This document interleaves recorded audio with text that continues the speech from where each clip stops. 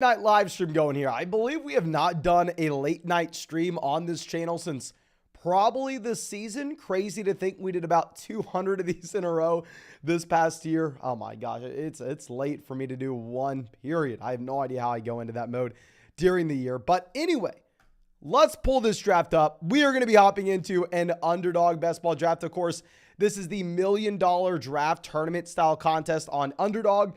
$10 buy-in, so you know we are drafting for the highest ceiling possible. Best ball, so no time commitment at all during the season. Drafted over 700 of these last year. Ended up winning, profiting about $150,000. May or may not be buying a house with that currently, but let's go through and let's make our selection of Ja'Marr Chase here at 2 and let this bad boy ride out. I'll say if you have not had a chance to get in these underdog drafts yet, you want a pick at the top here. Being able to come away with Justin Jefferson, being able to come away with Ja'Marr Chase, in my mind, it is a serious advantage. I really do not like, I am really not a fan of picking at the back half of the first round. I feel like your selections there at the 1-2 turn, not great. And at the same time, I feel like they're kind of the same as the 2-3 turn. I think you want a top pick in this year's draft. Last year, it didn't really matter. It felt like you could create a good team from almost anywhere. This year, I think it's more important to get that top one. And Kelce goes 3.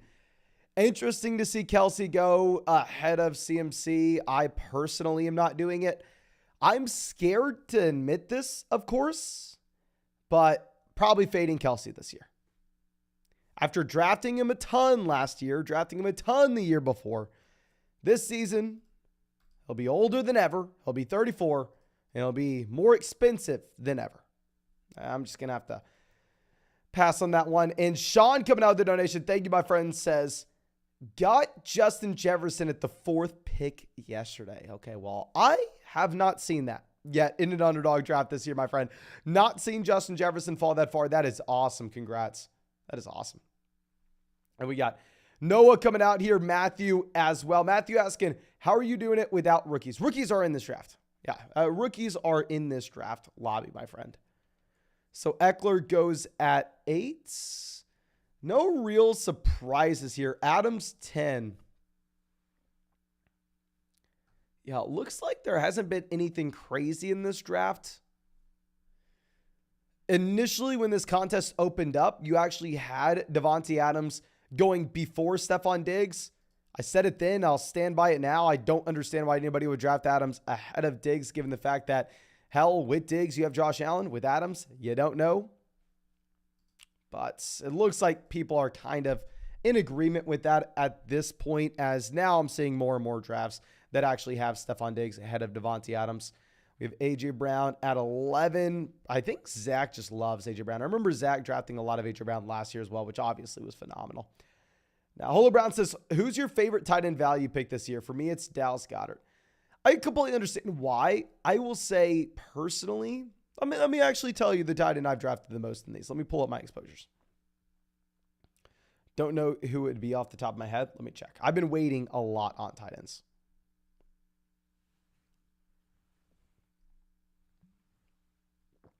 Okay, give me a minute to find that. Sir Bob says, Allen is going to be an average overall quarterback this upcoming season.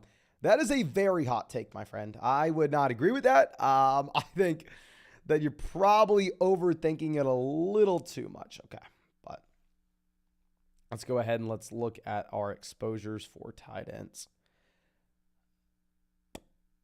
Yeah, my most drafted tight ends are guys that you would literally get in the very last round. Guys like Noah Fant, Isaiah Likely, Irv Smith Jr., Trey McBride. Not necessarily because I like those players.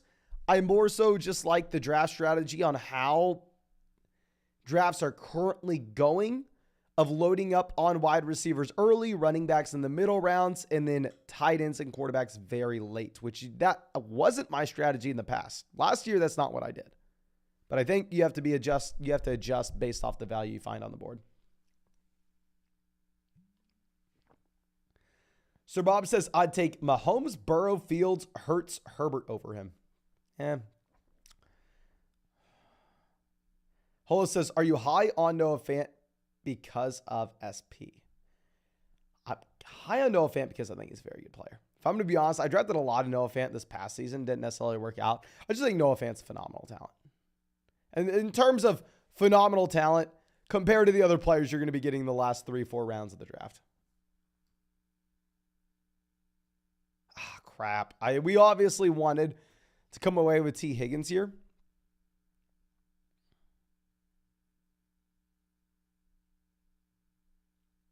I'm sorry. I'm just thinking. I think we're going to take Metcalf because a lot of these running backs are the same for us. I don't even know what running back we would want. And the team here at the turn could end up taking DK Metcalf and Chris Olave, and then all of a sudden we would have really no option but to pass on wide receiver. So yeah, now we're going to go ahead. We're going to get Derrick Henry at 26. Okay. That's why I just didn't really care what running back that we had. And like I said, didn't know what that team at 1 was going to do. They could have ended up going DK Metcalf and Chris Olave. So if we would have gone like Kenneth Walker, we wouldn't have had an option to get another wide receiver there at the beginning of the 3rd round. So I like the decision to go chase Metcalf, Henry. Ola says Olave season. I think Olave can be a player that moves up these boards considerably whenever you have clarity on who the quarterback's going to be.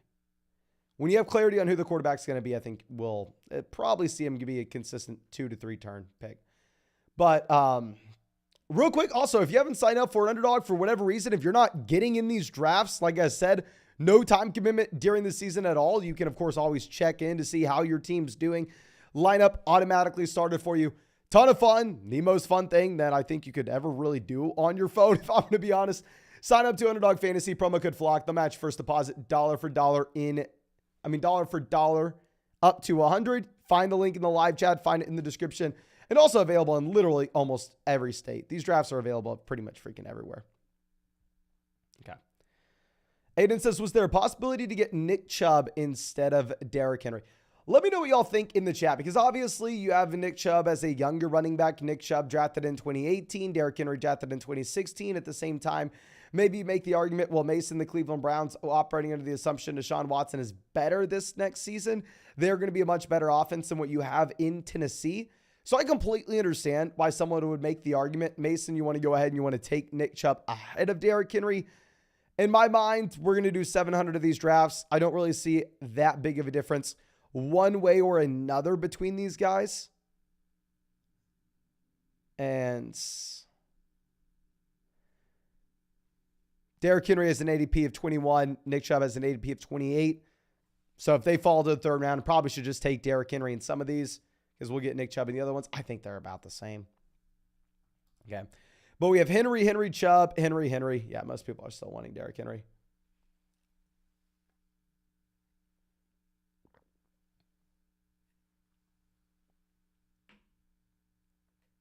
Okay. Now we have Sir Bob says, what do you think of Jameson Williams with the elite Lions offense on the way? Okay. First off, I think the Lions offense does have a lot of upside. I think the Lions can be a very exciting team, but at the same time, to price them as an elite level offense, I think maybe a little premature and a little reckless. I understand they're America's team. I understand everybody and their mom will be rooting for the Detroit Lions this upcoming season, and they probably will have a very good offense. But I'm not putting all my eggs in that basket of them being quote-unquote elite. With Jameson Williams, I could see him being a valuable asset on Underdog, given it's a best ball format. So if he comes away with some long touchdown receptions, he may be a player that's better for best ball than he would be your traditional league when you have to try to figure out when those weeks are going to come. But at the same time, I would be a little hesitant thinking that he is not going to be the guy getting the volume in the offense. He'll be the guy that is distracting the opposing safeties to create space underneath for the tight end, for Amon-Ra St. Brown, for DeAndre Swift, Jamal Williams, etc., etc. So I think he'll be great for the Lions. I don't know if he'll be great from a fantasy football perspective. Delexify says Goff is not elite. Yeah. I understand Goff was very good this past season. And I know people are going to absolutely hate me for saying this, but I don't think the Lions need to address the quarterback position this year. But if the Lions in the middle of the first round have a quarterback that falls to them that they really like an Anthony Richardson, I think they shouldn't view Jared Goff as a quarterback that has the guaranteed starting job. I think Goff should be the starter this upcoming season, but it doesn't have to be guaranteed if they find a value they love in the NFL draft. Okay. Fields falls all the way to 46. That's by far and away the largest fall I've seen for Justin Fields. So the question is, do we want a quarterback here? If we want a quarterback, we have to take Justin Herbert. Do we want just 2 wide receivers?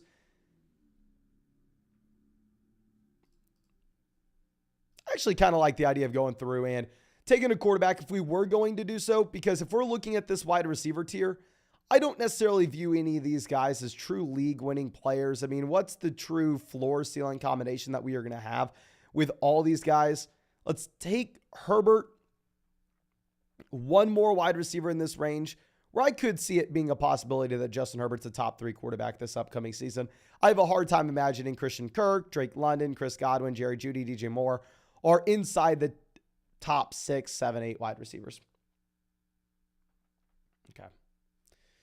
Now Godwin. So let's go ahead and who else do we want? I know people are probably going to roast me for doing it. Do we take DJ Moore?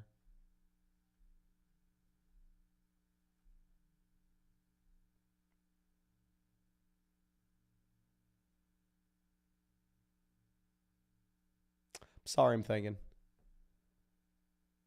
I'm going to go Christian Kirk. Let's take the player with the better quarterback. At the end of the day, let's get the wide receiver here as the best quarterback. Trevor Lawrence looked very, very good this past year. Maybe make the argument, well, Mason down the stretch, it wasn't really Christian Kirk. It was Evan Ingram. It was Zay Jones. I would say that's a very fair point. And I have no rebuttal to you. But we're going to go ahead. We're going to take Kirk. I think they are very similar, almost to how we were going to be viewing those running backs that were at the 2-3 turn there, such as Derrick Henry, Kenneth Walker, Breece Hall, Nick Chubb. So maybe in another draft we decide to go DJ Moore. But here, I'm going to take the elite wide receiver. Aiden says, imagine Terry McLaurin had a quarterback. So you all know I've been a long time Terry McLaurin hater. I think that a lot of people see his Madden rating. I think a lot of people see highlight contested grabs, and a lot of people assume that Terry McLaurin's a great fantasy football option. But let me pull up Terry McLaurin's fantasy finishes by season. One big thing that is skewed with this is that people just look at the final standing. They always think McLaurin's a great option, but it's because he usually plays all 17 games. If we're looking at his actual finishes, Terry McLaurin's consistently been a low-end wide receiver too. That's what he's been. Now, to be fair, the guy I was also considering with this pick, DJ Moore, if you go pull up his fantasy points per game finishes, he has also been a consistent low-end wide receiver too. So maybe it's unfair for me to say that with Terry McLaurin and say that he would be a bad pick here, but at the same time, we are considering DJ Moore, probably being very hypocritical if we are saying that. But that is what it is.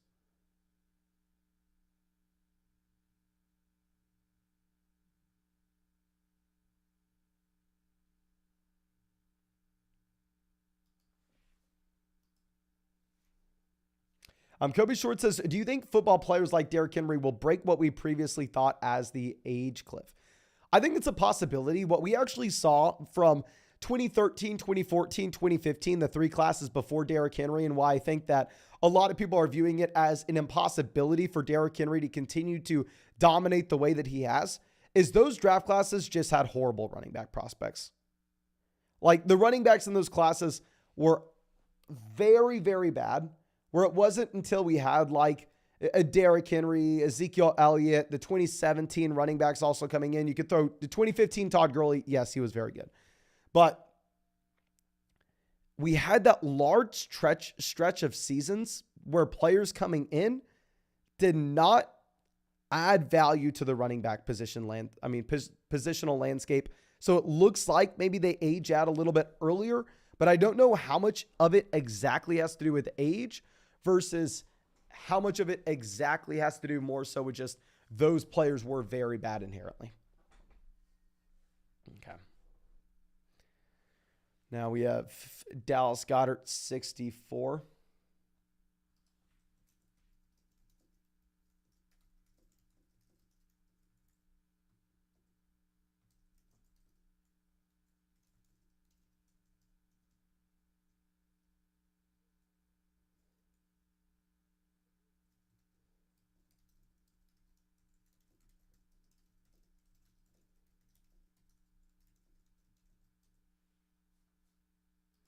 Okay, so Tyler Lockett, Keenan Allen, Brandon Ayuk, Treylon Burks, Hollywood Brown. Let's see where we're standing. I feel like we have a very well-balanced team. This is how most of my teams have looked by the time we are back in this range. We have one running back, a decent amount of wide receivers. Usually not even really sitting here with a quarterback, but I just felt like that tier wide receiver was kind of boring. Where we grab Herbert. Kobe Stewart says, have you or will you do any rookies and sophomores? Yeah, so if y'all don't know, Underdog also has the rookies and sophomores draft tournament contest live. I personally have not really focused in on doing many. If y'all would like to see that, I will. I have more fun with these drafts, though. I personally enjoy these a little more. I'm just thinking. I think we may go ahead. We'll take Evans. I don't want to say what our other thought process is because we will see what Jacob Bus decides to do. Let's go Evans. There are a couple different ways we could take this next pick. There are two guys I would be very excited about getting on the way back around.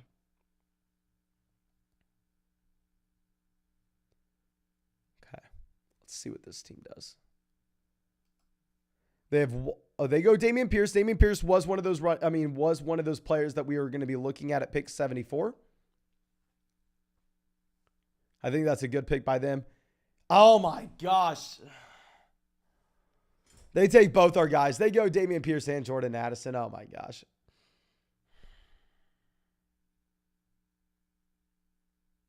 I think we kind of want to swing for the fences here. I could see Quentin Johnston actually being a bad pick. I could see him being a great pick. We want to have some natural variance with this team. We can't go through and just take all veterans, guys, where it's easy to project what their volume is going to look like.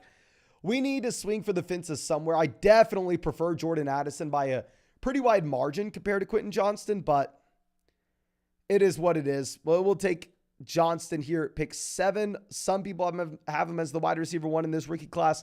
I personally have him as the wide receiver 3.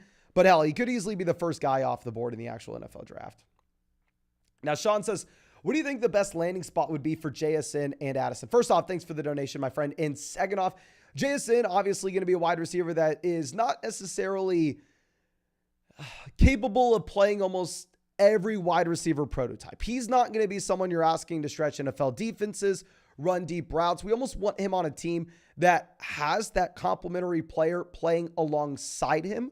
We want him to be almost the Amon-Ra St. Brown and have a Jameson Williams on the other end. Let me pull up Tankathon just so we could go through and look at pretty much every single possibility because he will be going round 1 in my mind. Starting at pick, say, 12, maybe he's in play. Houston would be pretty good if they were able to address the quarterback position at the very top. If they could go like Stroud at 2 and then JSN at 12, I think that would be exciting. Probably a little too early for him. Jets 13, and don't really see it. Patriots 14, I think that could make a lot of sense. Green Bay 15, that could be great. Not Washington, not Pittsburgh, not Detroit, not Tampa. I actually would really like JSN for the Seattle Seahawks. I don't know how good it would be from a fantasy football perspective, but from a real life NFL fit, I think that it would make a lot of sense in that you have DK Metcalf to go out there and play the prototypical X. DK Metcalf going to stretch the field. You have JSN to operate underneath. I think that could be great. Chargers, no. Baltimore, well, obviously it would be horrible, but I could see them landing there. Minnesota, I actually wouldn't hate.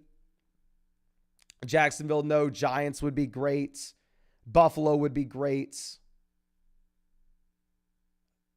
I don't know how you'd fit in Dallas with CeeDee Lamb. There are a ton of good landing spots for JSN.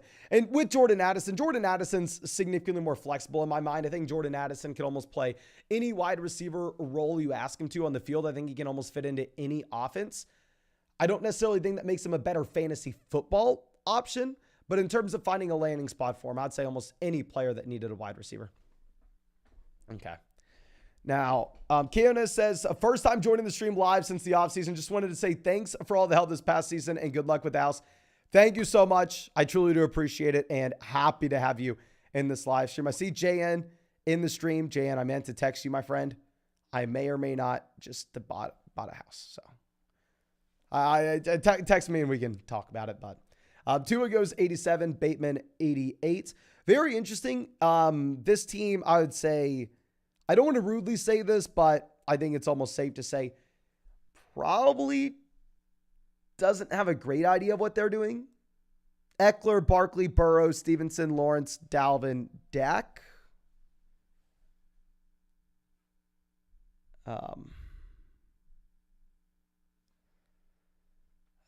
Let's see. Are they on auto drafts? They go Kamara. They could be on auto. I'm not sure. We definitely need to take note of what they have going on over there. Cortland Sutton goes. So it looks like wide receivers are drying up. We've learned our lesson. Trust me. We've definitely learned our lesson and see how fast the wide receiver position will dry up here. Aiden says, what do you think JSN's 40 will be? I think it will be very slow. I just want it to be in the 4.5s. We're in 4.5s. I'm chilling. Let me pull something up. As long as it's not David Bell slow. If it's David Bell slow, then we're going to have issues. But 40-yard dash time doesn't really matter at the wide receiver position. The only time I really care about it is if they are extremely slow or extremely fast. Really what matters at the wide receiver position is collegiate production. Running back 40-yard dash time definitely matters. Okay, going through and looking at this. I'm going to take Deshaun Watson here for the sole purpose that this team drafted Joe Burrow, Lawrence, and Dak all on the same roster. So I think we may see a quarterback run happen a little early. And I'd be fine coming away with either one of these running backs here, if I'm going to be honest with you.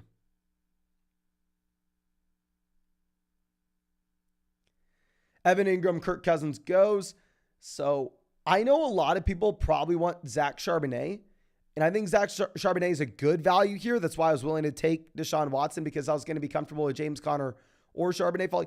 James Conner is my favorite pick in these drafts right now. At the running back position in particular, he has the guaranteed contract this next season. The man's a workhorse. We're getting him in the 9th round. Of course, there are outside concerns. James Conner has a difficult time staying healthy. James Conner is probably going to be playing in a very bad offense. But that's priced in. We're getting him in the 9th round. We're not having to take him in the 2nd round like you have to take a lot of other running backs that can see a 3-down workload. So I think we have to go ahead and take James Conner and just ride it out. Kobe says if they go 10 straight wide receivers, that could work. I'd say if you look at the wide receivers that are available now, probably not. And also,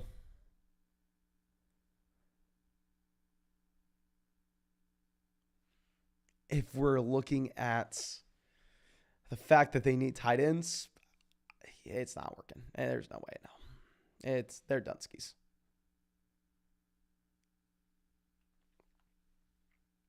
Okay. Lax is also Mason. I'm at UT, baby. Congrats, my friend. Really happy to hear that. I'll also say you should have gone to the the Flock Fantasy meetup that we had. I believe the meetup was 2 months ago. Was it early January? Kind of. Says, I love it. So happy I'm here. That is awesome, my friend. I'm really happy for you. Of course. Hug 'em horns. Dalton Schultz goes 103. See, in my mind, I would never, ever consider taking a tight end in this range. I think some of the worst values in drafts right now are the Darren Waller, Evan Ingram, David Njoku, Dalton Schultz picks. In this range, give me one of these running backs. Give me James Conner. Give me Zach Charbonnet. Give me a quarterback. Give me Deshaun Watson. Give me Trey Lance. Because if you're looking at it, Dallas Goedert pick 64 here versus Darren Waller pick 91. Wide receivers in a similar range. Cortland Sutton versus Brandon Ayuk. In my mind, the wide receivers don't have a massive gap. Or running backs, for instance, Dalvin Cook versus Alvin Kamara. The gap between those players for me isn't that large. Where I feel like after Dallas Goedert goes, the tight end teardrop is so large that I almost wouldn't want to see a tight end going off the board for another 3-4 rounds.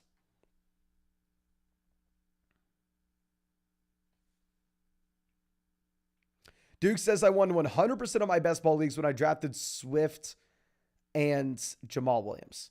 I think it probably has a little more to do with Jamal Williams and his 16, 17 touchdowns than anything to do with having DeAndre Swift on there as well, my friends.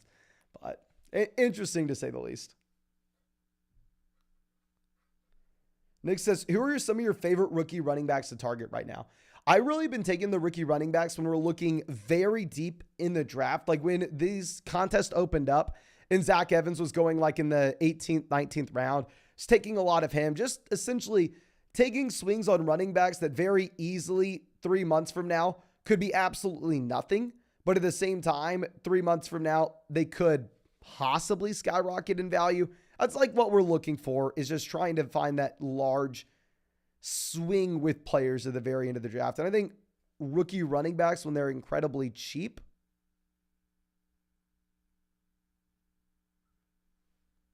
probably a pretty good prototype to take swings on.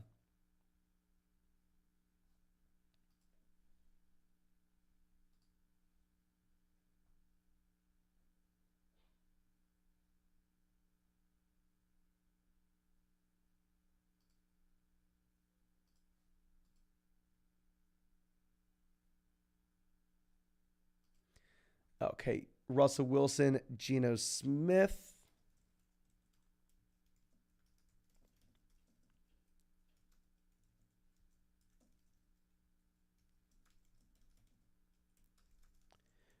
Pretty good call on our part, I think, to go ahead and take Deshaun Watson at 95 once we identified that team had taken 3 quarterbacks in a row. Because if we were going to be looking at quarterbacks that are now available, I feel like we do have that significant tier drop, whereas we're going to be looking at Aaron Rodgers as the only quarterback really left. So, kind of like what we did there. Okay. There's a player we have to take with this next pick. We'll see.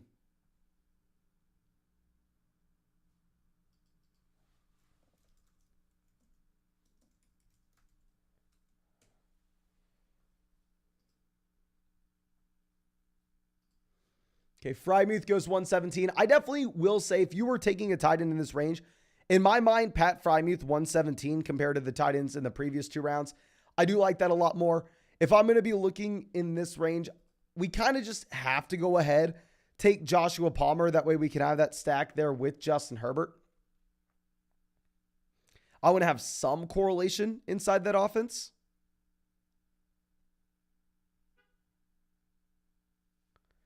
Elijah Moore. Do we just go David? I'm going to take David Montgomery, cry a little bit after the live stream. I think we just need to take swings on running backs. We had someone say in the Dynasty live stream that we were in yesterday, like, there's really not much of a difference between David Montgomery and Miles Sanders. And I would ultimately agree with that. I mean, we really don't know what the situation's going to be like for either running back this next season. Both unrestricted free agents. Both are probably not going to be highly sought after. They both could end up in committees. But in my mind, the difference is Miles Sanders going 94, David Montgomery 122 at the opportunity cost. I'm probably betting on Montgomery between the two of them.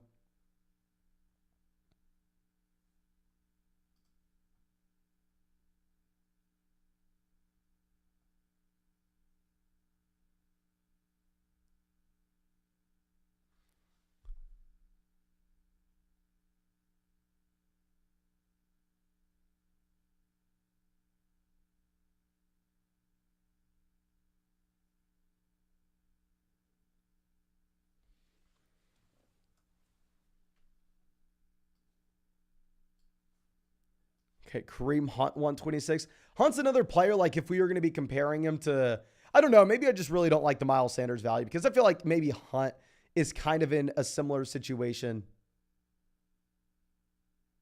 to Sanders.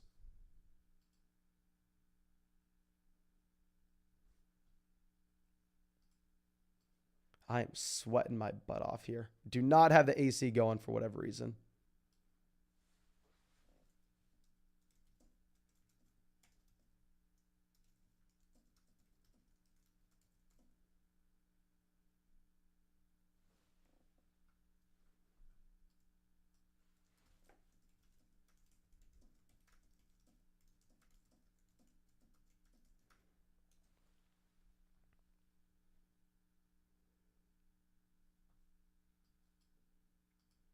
Okay. Scroll down. Kenneth Gainwell's been a player that's moved up a considerable amount from where he was going when these contests first opened up. And oh my gosh, I just realized that team is yet to take a wide receiver. So this team is intentionally screwing up the draft board. Either that or they truly are just completely lost. I'm not entirely sure which one it would be, but yeah. If we're looking at this, they've just gone absolutely rogue. So at this point, maybe it's honestly going to be a little difficult for us to find running back value. We are sitting with Derrick Henry, James Conner, David Montgomery, some old dusty running backs. Zoe says, I think the Chargers are going to go get Miles Sanders. I mean, I could definitely see the Chargers deciding to make a move like that and deciding to look to be in that not running back by committee per se, but to bring in someone else to take a little bit of the workload off Austin Eckler. I would almost see David Montgomery as I think it would be comparable options for that. I mean, you don't really ask for them to be on the playing on downs where you're getting the high value touches. You're not really asking them to work too much in the red zone. You're not really asking them to do too much in terms of catching the ball out of the backfield, but you just have them in there to take some carries between the 20s and let off a little bit for those guys.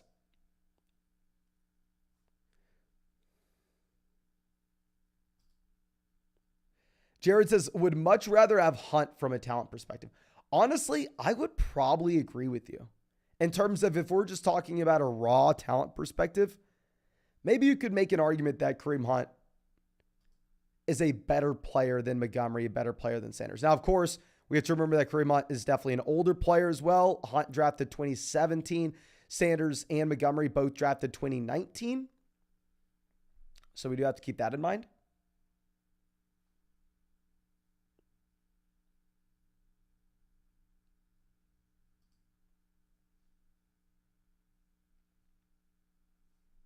Okay, Elijah Mitchell, 136. Kind of need some running backs falling back to us here. Obviously, we still need tight ends. What is the team? Okay, this team finally takes a wide receiver. They finally go Michael Thomas as their first guy. Like I said, this team just is completely lost. But we'll see what we can end up doing here. Gibson goes. I really did want Antonio Gibson. It's always sad when you're at the point of the draft, you're like, oh crap, I wanted Antonio Gibson. Now this draft is ruined. It's not a good position to be in. Where did Donovan Peoples-Jones go in this draft?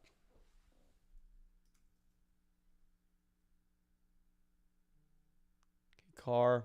Okay, we're going to go ahead and take Cole Kmet. I don't think we have to think about this too much. Pick 143. In my mind, he's comparable to some of those other tight ends we were talking about, the gross range being. But at the same time, I mean, the wide receivers here are just garbage.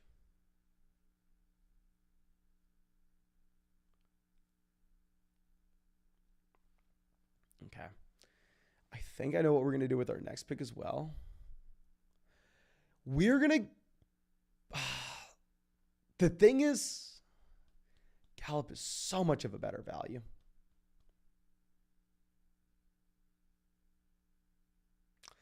So we're either going Michael Gallup or Tajay Spears. I would usually go Gallup.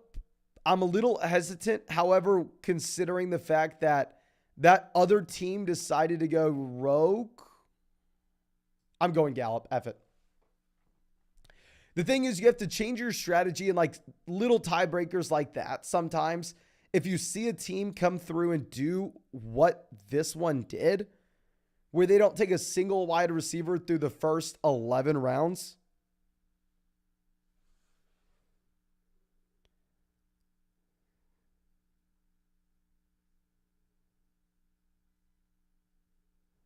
but I don't know.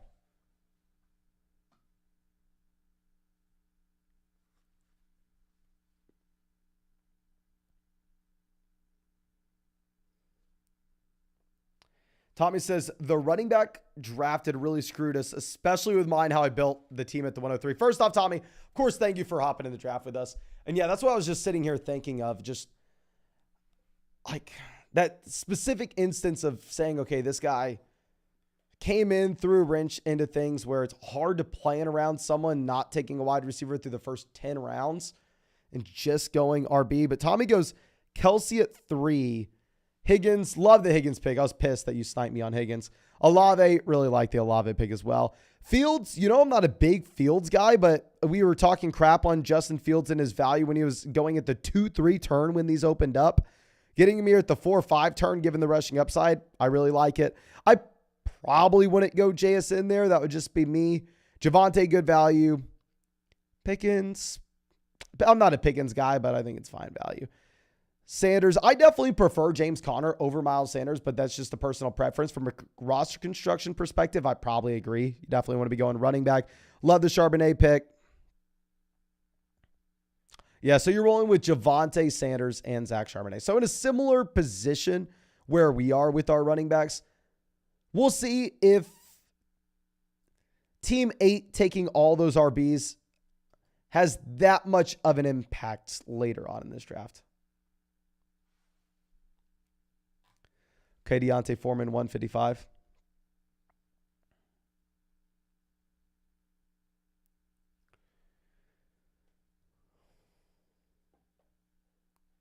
Lack says, Eckler and Cook both hitting a recession this season, and Kamara's got a case. Yeah. The difference is, if we're looking at like Austin Eckler, Alvin Kamara, and Dalvin Cook, look at the price point. Eckler 8, Dalvin 65, Kamara 89. I probably do not take Eckler in round 1. I definitely 100% have Eckler ranked tiers ahead of Dalvin, tiers ahead of Kamara. But if we're looking at the running back value that you're getting later on with those veterans, I think from a cost adjustment standpoint, it maybe makes a little bit more sense to pass on Eckler round 1, go wide receiver there instead, take Devontae Adams. I don't know. I mean, obviously, Eckler in an elite level offense, Eckler in elite pass catcher out of the backfield. So that does insulate his value by a decent amount, but it's just scary. Like, maybe in your traditional redraft leagues, especially if it was full PPR, it'd be a little bit different. To think about this as well, though, underdog is half PPR.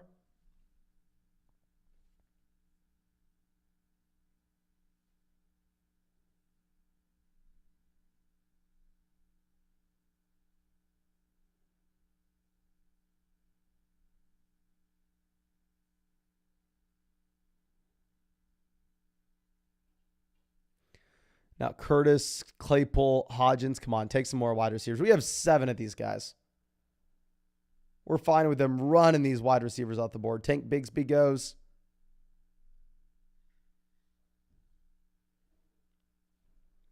Raheem Mostert. We are just going to make some disgusting picks, aren't we?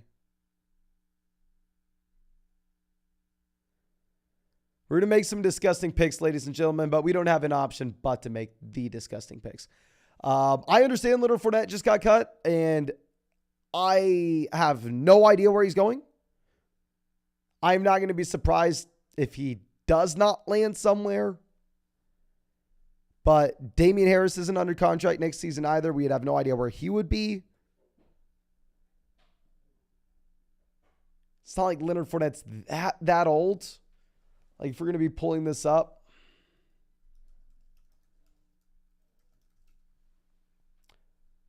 Fournette just turned 28. He drafted in 2017, of course, same year as like the Eckler, Aaron Jones, Kamara, etc., CMC. We'll go Damian Harris as well. Another 2019 running back alongside David Montgomery there. Seeing if Damian Harris could possibly find himself on another roster, possibly fall into the end zone. Probably not likely, but we'll see. We're trying to piece together this running back position, obviously, best ball. We're going to probably end up taking 7 RBs with this build.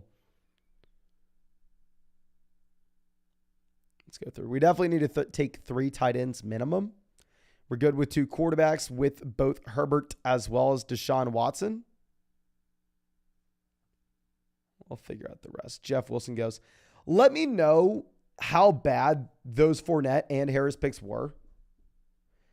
TK says, would have taken McKinnon. You know what? Maybe you're right in that. I believe, wasn't McKinnon drafted in 2014? How old is McKinnon? McKinnon gonna be 31. I think he was drafted in 2014.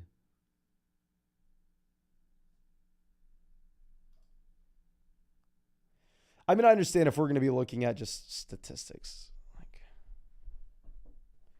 he did have a great season this past year. But still, I don't know. Kobe says, I love Harris in these. I don't really know how I feel. I haven't taken Harris really at all over the past few seasons. But 170, like if we're going to be comparing him to Jeff Wilson, like another running back that I'm not excited about, it is what it is. TJ says, would have taken a rookie at least. The thing is, if we're going rookie, we're going Zach Evans here. I think they have a similar range of outcomes, and I would say that, I think they would have a similar year one ceiling, and I think Fournette may even have a higher floor. And I know that's crazy to say with him just getting cut, but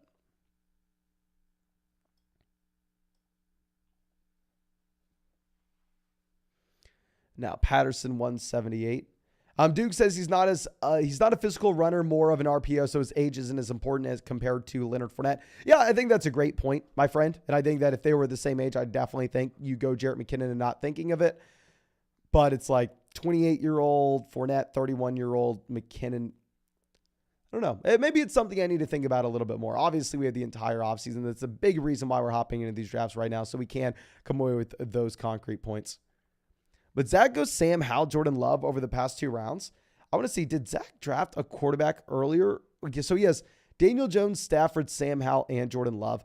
Very interesting. I wonder how it looks to take 4 quarterbacks. I don't think it, honestly, it may not be bad.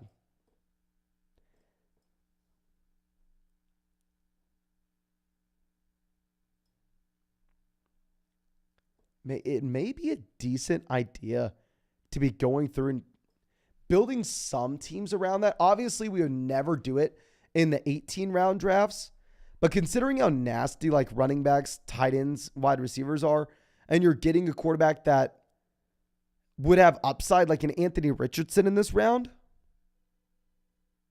like in my mind, Anthony Richardson has to be a better pick than Damian Harris, right?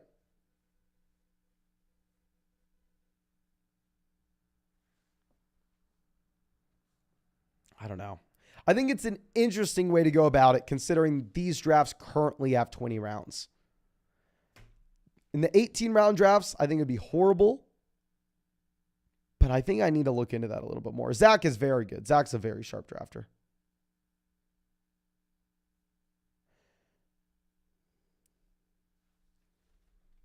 Okay, Samaje Perine. Let's move this down. Shot Penny, Shakir, Zach Ertz, Hayden Hurst, Condre Miller, Jalen Warren. Okay.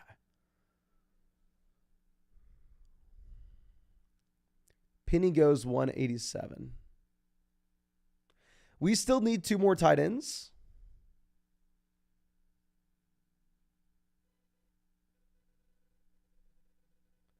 Jared says Penny is goated. Penny is a running back that I actually loved. I love Penny 2018, 2019, not going to lie. He checked pretty much every single box for us as a prospect.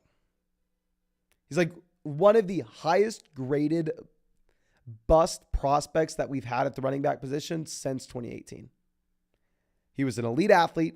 He had the size to be a 3-down player. He caught the ball at San Diego State, and he went in the first round of the NFL draft. The 4 boxes we look for, he checked every single one. One of the very few players that checked every single one of those boxes that ended up busting. Okay, we're going to go with the rookie running back here. We're going to go with Miller. He's going to be a big-bodied back, probably not athletic, not a good pass catcher. But we are taking swings on some rookies. Like I said, I like taking a couple of these rookie running backs very late and just seeing how things break.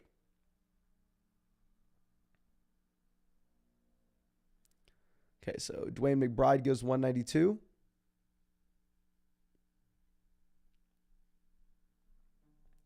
Levis 193.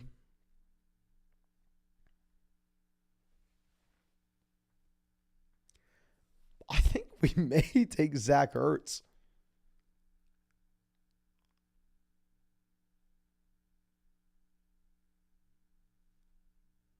We're going to go Zach Ertz. If you look at his contract, Zach Ertz is with the Arizona Cardinals this next season. We need some tight ends that are going to get volume. Occasionally, maybe he falls into the end zone. We know he'll be on the field. So our tight end room right now is made up of Cole Kmet and Zach Ertz. Don't really care if Kyler's playing when it comes to Zach Ertz or not. I honestly don't think it makes too much of a difference. I think it makes a big difference for guys like Hollywood. But Zach Ertz, the just safety blanket over the middle, I think it doesn't really matter. But if we're going to go through and look at position by position, wide receiver is obviously our strong suit. We have Chase, Metcalf, Kirk, Evans, Johnston, Joshua Palmer to stack with Justin Herbert, and Michael Gallup. Very comfortable with where we're sitting at wide receiver. Running back, on the other hand, we have Derrick Henry, James Conner, David Montgomery, Leonard Fournette, Damian Harris, Condre Miller. Pretty damn bad. Quarterback, we're great. We have Herbert, Watson. Tight end, we're horrible. We have Kmet, Zach Ertz. Overall, I'm not a massive fan of this team. I don't know exactly where it went wrong. We can try to sit here and pinpoint the exact pick that we should have made differently. Maybe that pick should have been... I like the fact that through the first 3 rounds, we started 2 wide receivers, 1 running back. I like that. I think that was completely fine. I like the Herbert wide receiver pick at the 4-5 turn. Maybe instead, this is what we change. Here's what we change. Instead of going wide receiver, around 6-7, I think it makes a lot more sense. Dameon Pierce, 71, wide receiver there in the 7th round. If we went like Dameon Pierce, 71, and then that ended up causing Jordan Addison to fall to us for whatever reason. We could have gone like Dameon Pierce, Quentin Johnston, Dameon Pierce, Jordan Addison. I would have liked that combo probably a little bit more for this build. Watson, Connor, exactly how I wanted it. Palmer, Montgomery, I stand by those 2 selections. Kmet, Gallup, I think that made sense as well. I think I like everything about this draft, minus we probably should have gone for Dameon Pierce when he was available. Most likely.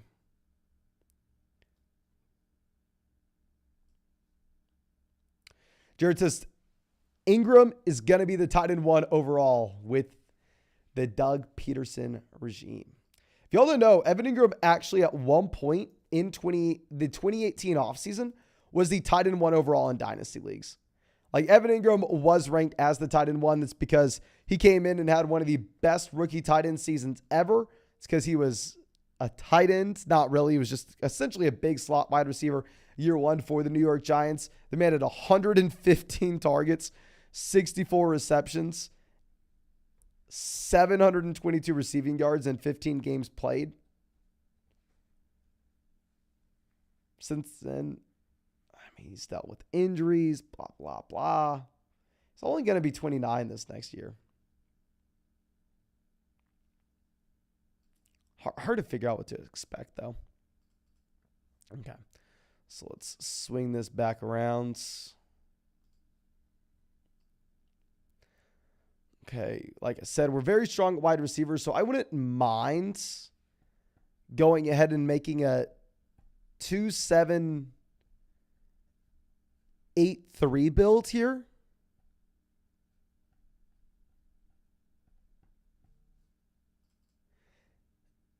Jacob Buss will be taking a tight end, so I think we just go ahead and take Daniel Bellinger here. And then figure out what value we like on the way back around in the 19th. Also, let's look at who do we want our last round pick to be. Do we like the wide receivers or running backs more in the last round?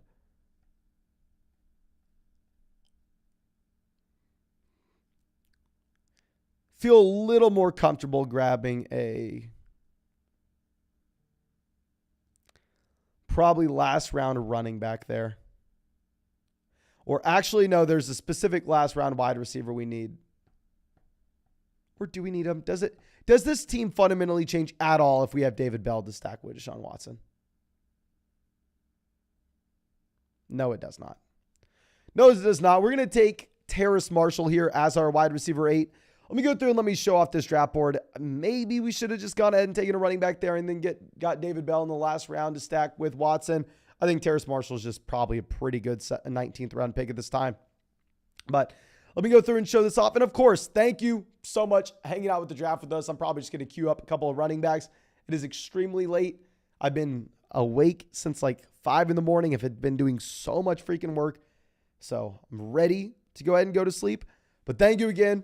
Appreciate you. Really hope you have a great day. Really hope we get to see you with a live stream later this week.